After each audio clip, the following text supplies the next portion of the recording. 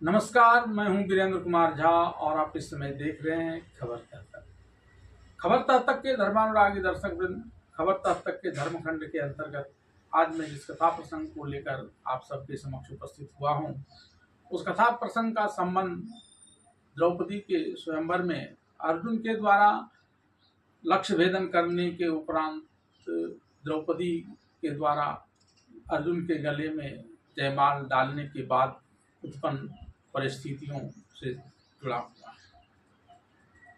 जैसा कि आप जानते हैं कि द्रौपदी के स्वयंवर में जब स्वयंवर चल रहा था तो अर्जुन के द्वारा उस ऊपर में घूमती हुई मछली के आंखों को नीचे उसकी प्रतिबिंब को एक जलपात्र में देखकर भेदन करना था और इसके लिए अर्जुन सबसे आगे बढ़कर नहीं आए, बल्कि दुर्योधन, कर्ण आदि अन्य कई राजाओं ने पहले अपने भाग्य आजमाने का, अपना शौर्य दिखाने का एक अवसर पाया था, लेकिन उन लोगों ने यह अवसर गंवा दिया था और दुर्योधन की तो काफ़ी हंसी हुई थी उसमें, जबकि वह प्रत्यंचा चढ़ाने के दौरान गिर गया।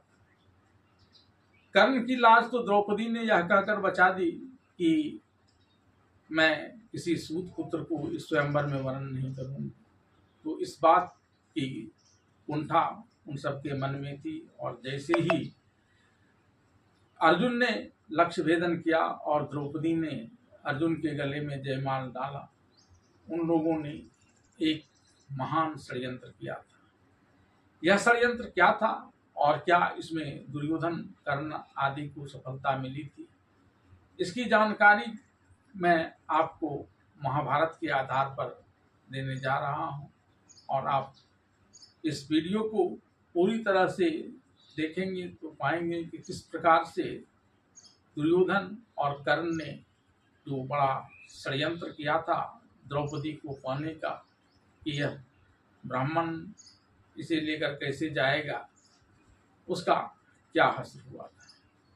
व्यास रचित महाभारत के अनुसार जब अर्जुन ने लक्ष्य भेदन किया और द्रौपदी ने अर्जुन को पति रूप में वरण करते हुए उसके गले में जयमाल डाल दी, तब दुर्योधन और कर्ण ने मिलकर वहां आए अन्य राजाओं को यह कहकर उकसाना शुरू कर दिया कि यह राजकन्या है और राज्य कन्या पर एक राजा और वीर का ही अधिकार हो सकता है, एक ब्राह्मण का नहीं, और इसने धोखे से यह कृत्य किया है, इसमें वह सामर्थ्य नहीं कि यह द्रौपदी को संभाल सके, इसलिए द्रौपदी को इसके पास से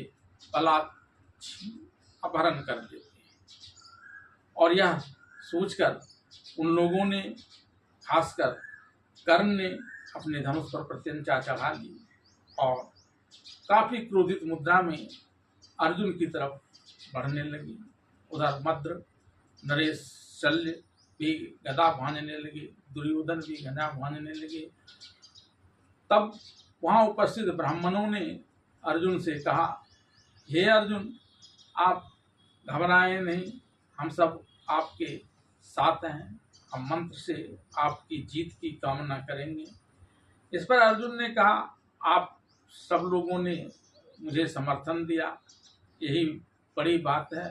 अब देखिए मैं कैसे इन लोगों को सबक सिखाता हूँ कि इस प्रकार से कभी भी किसी नारी के अपहरण करने की ये लोग योजना आगे नहीं बना पाएंगे। और तब जबकि कर्ण को अर्जुन ने अपनी तरफ काफी आक्रामक मुद्रा में धनुष पर प्रत्यंचा चढ़ाए हुए आते देखा, तो अर्जुन ने एक ही साथ कई तीर चला दिए और इससे पहले कि कर्ण सावधान हो पाता, अर्जुन के बाणों के संघात से वह लगभग मूर्छित हो चला था। इसी प्रकार से उसने वापस अपनी चेतना पाई और फिर उसने भी अपने बाण प्रहार करने शुरू कर दिए। दोनों तरफ से बाणों की झड़ियां लग गई, कोई किसी का कुछ बिगाड़ नहीं पा रहा था। लगातार तनादन तीर पर तीर चले जा रहे थे, जो बीच में ही आपस में टकरा कर नीचे गिर पड़ते थे। तब अर्जुन ने कर्ण को सबक सिखाने के लिए ब्रह्मास्त्र चलाने का मन बना लिया और अपने चारों तरफ बाणों की झड़ी लगाकर अदृश्य।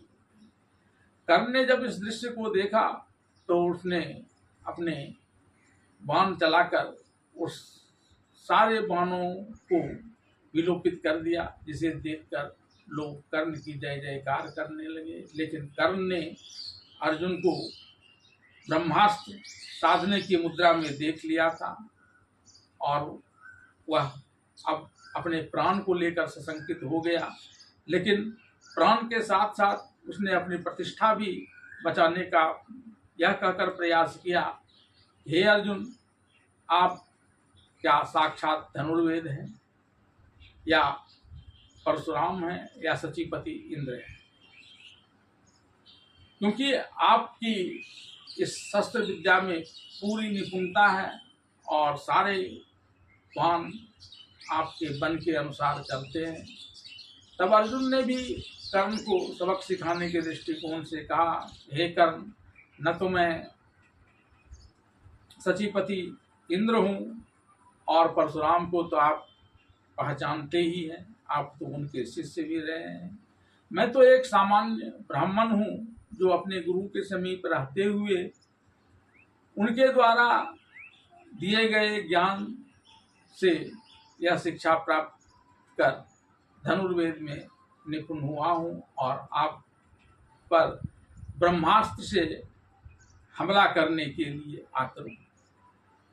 कर्ण तो पहले ही से ब्रह्मास्त्र की बात जान रहा था और जब अर्जुन ने भी इसकी पुष्टि कर दी तो कर्ण वहां से वापस लौट गया बिना बात को कोई आगे बढ़ाते हुए।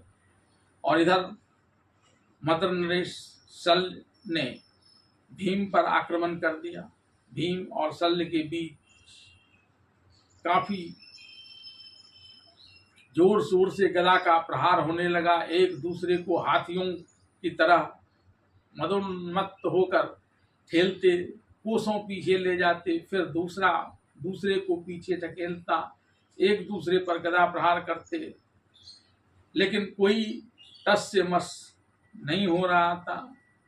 इसी बीच भीम ने एक जोर से हुंकार के साथ साथ गदा का भी शल्य पर प्रहार कर दिया, जिससे शल्य चित्त हो गया। हालांकि भीम ने उसे इस अवसर का लाभ उठाते हुए जान से नहीं मारा और उसे वैसे ही अचेतावस्था में छोड़ दिया। तब दुर्योधन सामने आ गया और भीम उस समय इतने क्रोध में आ गए कि दुर्योधन की भीम के सामने एक नहीं चले।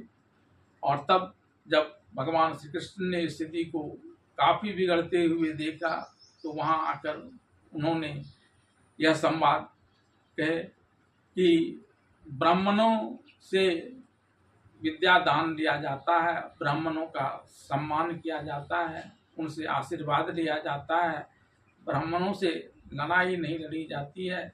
इसलिए आप लोग इस लड़ाई को बंद कर दें और हे ब्राह्मण श्रेष्ठ, आप भी अब इन लोगों की जान बख्श दें, क्योंकि ब्राह्मण तो कल्याण के लिए होते हैं, किसी की जान लेने के लिए नहीं। और अर्जुन ने कृष्ण की बात तुरंत मान ली और उसी समय वह इस युद्ध से विरत हो गया। इस प्रकार से दुर्योधन, कर्ण आदि की जो द्रौपदी की बलात् पाने की लालसा थी, जो वासना थी, वह सब तिरोहित हो गया और किसी प्रकार वे सब वहां से अपने जान बचाकर भागे। और इधर अर्जुन और भीम भी द्रौपदी को लेकर अपने उस कुम्हार के घर, जहाँ इन लोगों ने डेरा डाला था, वहाँ आया और माँ को आवाज दी, देखो माँ, आज मैं क्या लेकर आया। धन्यवाद।